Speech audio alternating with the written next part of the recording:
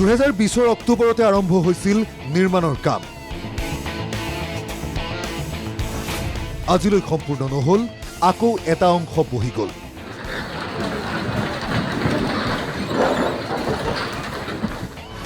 শিৱসাগৰ এখন পকী দলঙৰ কাহিনী এয়া। শিৱসাগৰ কোঁৱৰপুৰৰ চিৰিপুৰীয়া ঘাটত দিখৌ নৈৰ ওপৰত নিৰ্মীয়মান অৱস্থাত থকা এখন পকী দলঙৰ দৃশ্য এয়া। চিৰিপুৰীয়া আজানপীৰ সংযোগী একমাত্ৰ এই দলংখন হাজাৰ হাজাৰ গঞাৰ আশা ভৰসাৰ থল।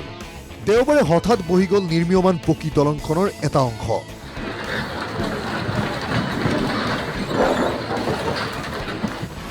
নতুনকৈ ঢালাই হৈছিল অংশটোৰ।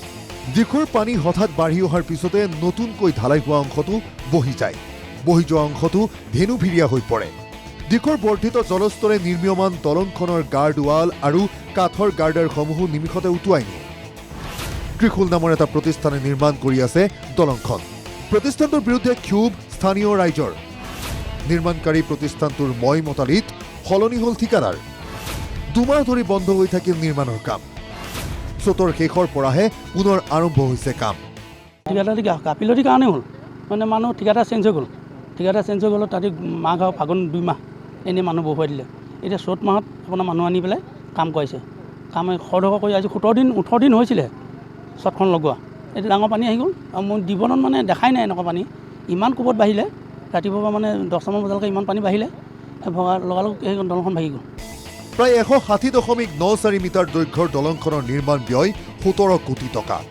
উত্তৰ পূব আন্তঃগাঁথনি উন্নয়ন আঁচনিৰ অধীনত নিৰ্মাণ কৰি থকা হৈছে পকী দলংখন।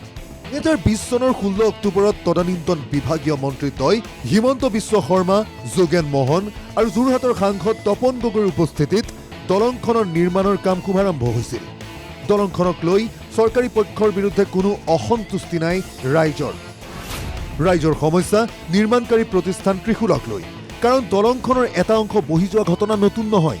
ইয়াৰ পূৰ্বেও দলঙৰ অংশ বহি গৈছে। পকী দলংখনক লৈ অত্যন্ত নিম্নমানৰ কামৰ অভিযোগ নিৰ্মাণকাৰী প্ৰতিষ্ঠান ত্ৰিশূলৰ বিৰুদ্ধে। প্ৰতিষ্ঠানটোৰ বিৰুদ্ধে আইনী ব্যৱস্থা লোৱাৰ দাবী স্থানীয় দল সংগঠনৰ। যিখন দলং ডক্টৰ হিমন্ত বিশ্ব শৰ্মাই উদ্বোধন কৰি থৈ গৈছিল মাননীয় মুখ্যমন্ত্ৰীয়ে, সেই দলংখন ইমান নিম্নমানদণ্ডৰ কাম কৰিছে যে বহু কিবা আচলতে ভাগি পৰিছে। আজি কালি এতিয়া আকৌ পুনৰবাৰ ভাগিলে, আৰু 2বাৰমান ভাগিলে আচলতে সেইখন বিশ্ব ৰেকৰ্ডেই হ'বগৈ যিমানবাৰ ভাগিছে দলংখন। এই মানুহক লৈ, মানুহৰ জীৱনক লৈ আচলতে হেতালি খেলা হৈছে। এই যিভাগে বনাইছে দলংখনৰ এতিয়া আয়ুস ৰেখালৈ মানুহৰ মনত এটা সন্দেহ হৈছে যে কিমান দিন আচলতে এইখনে লাষ্টিং কৰিব দলংখনে। এই কামখিনি আচলতে উচিত তদন্ত হ'ব লাগে, বিভাগীয় কৰ্তৃপক্ষ হ'ব লাগে, আৰু তাৰ লগত জড়িত ইঞ্জিনিয়াৰ যিসকল বিভাগীয় কৰ্তৃপক্ষ বিষয়া আছে তেখেতসকলৰ ওপৰতো দৃষ্টান্তমূলক শাস্তি হ'ব লাগে। স্থানীয় ৰাইজ তথা দল সংগঠনৰ অভিযোগ, ৰাইজৰ জীৱনৰ সৈতে হেতালি খেলিছে নিৰ্মাণকাৰী প্ৰতিষ্ঠান ত্ৰিশূলে। বাৰে বাৰে ভাঙে হেনো নিৰ্মীয়মান পকী দলংখন। এনেকৈ জোৰা তাপলি মাৰি নিৰ্মাণ কৰা দলংখনত নিৰ্মাণ সম্পূৰ্ণ হোৱাৰ পিছত ডাঙৰ অঘটন নঘটিব বুলি কোনে গেৰাণ্টি ল'ব? শিৱসাগৰৰ পৰা কেমেৰা পাৰ্চন বলিনৰ সৈতে জয়জ্যোতি গগৈৰ ৰিপৰ্ট, NKTV+।